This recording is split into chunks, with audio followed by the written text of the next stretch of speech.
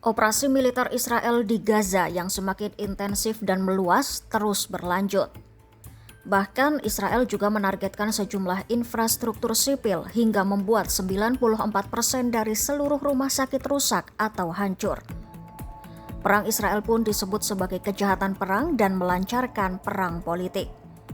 Lantas, apakah ada yang bisa menghentikan perang Israel di Gaza, utamanya menghentikan nafsu Perdana Menteri Israel Benjamin Netanyahu? Simak selengkapnya dalam video berikut.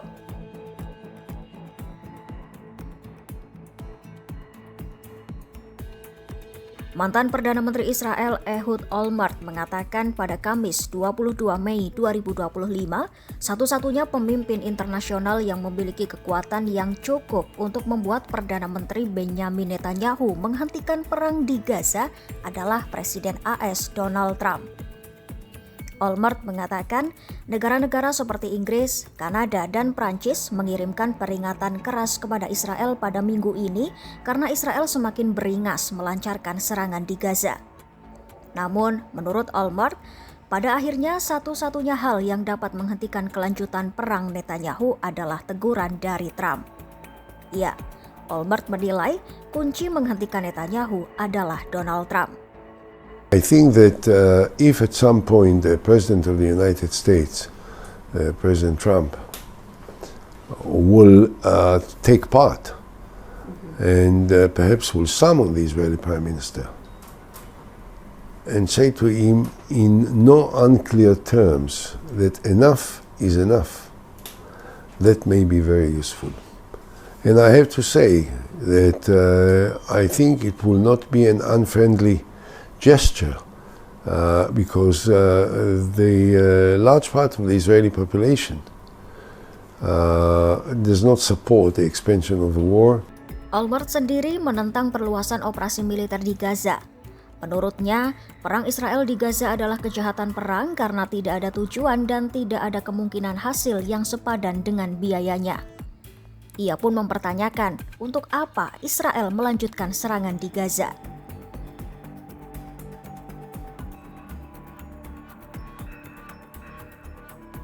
Di lain sisi, Netanyahu mengatakan bahwa Trump telah menyatakan dukungannya terhadap perang Israel. Ya, Presiden Trump dilaporkan mendukung tujuan perang Israel di daerah Kantong Palestina. Tujuan perang di Gaza tak lain untuk membebaskan para sandera yang masih ditahan Hamas, menumpas Hamas, dan memajukan rencana Donald Trump.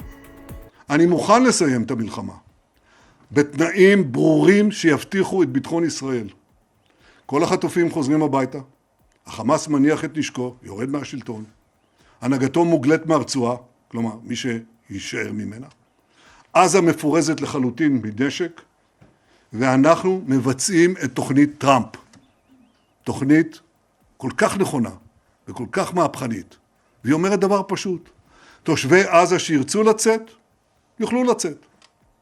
כל מי שקורא לנו לעצור את הלחימה לפני שהמטרות הללו יושגו, בעצם קורא להשאיר את החמאס בשלטון.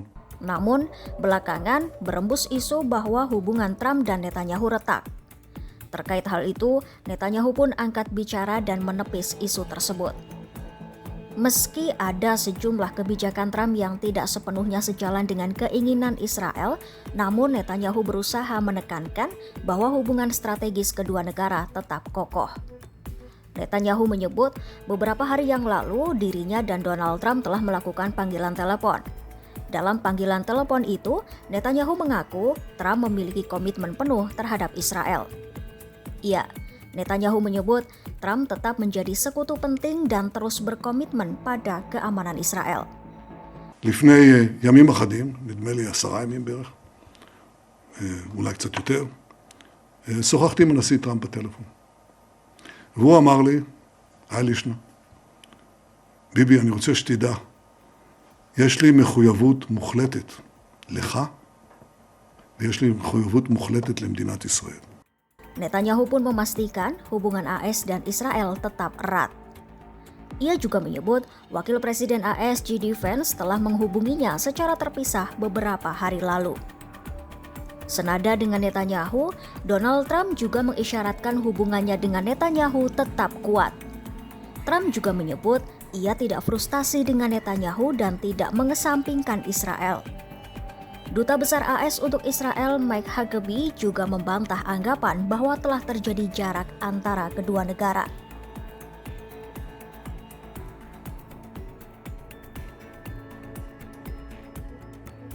Terkait serangan Israel di Gaza, kian hari operasi militer Israel di Gaza semakin brutal. Organisasi Kesehatan Dunia pada Kamis 22 Mei 2025 mengatakan sistem kesehatan Gaza berada pada titik kritis karena operasi militer Israel semakin intensif. Operasi militer Israel itu pun terjadi di tengah semakin memburuknya perpindahan penduduk massal dan kekurangan kebutuhan dasar yang parah. Bahkan, 4 rumah sakit besar di Gaza terpaksa menghentikan layanan medis selama seminggu terakhir karena lokasinya yang dekat dengan lokasi serangan.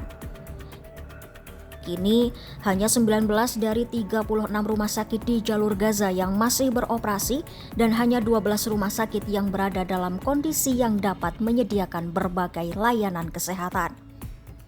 Bahkan terbaru pada Rabu 21 Mei 2025, Israel juga melakukan serangan terhadap rombongan diplomat asing yang tengah menjalankan misi kemanusiaan di tepi barat.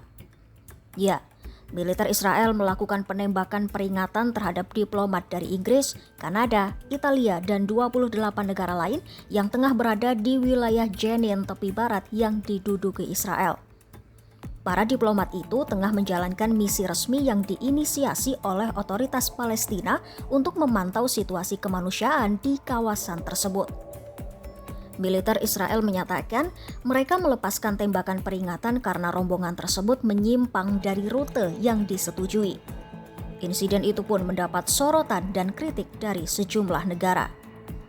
Juru bicara Sekjen PBB Antonio Guterres mengingatkan keselamatan diplomat harus selalu dijaga. Kementerian Luar Negeri Palestina menuduh Israel dengan sengaja menargetkan rombongan diplomat menggunakan peluru tajam. Sementara itu, Israel hanya menyampaikan permintaan maaf atas ketidaknyamanan yang terjadi dan berjanji akan melakukan penyelidikan internal yang hasilnya akan disampaikan kepada pihak terkait. Ya, Donald Trump disebut menjadi satu-satunya kunci yang bisa menghentikan perang di Gaza dan menghentikan Netanyahu. Namun di lain sisi, Trump sendiri berkomitmen untuk terus mendukung tujuan perang Israel di Gaza. Ikuti terus berita menarik dan update lainnya hanya di YouTube kompas.com.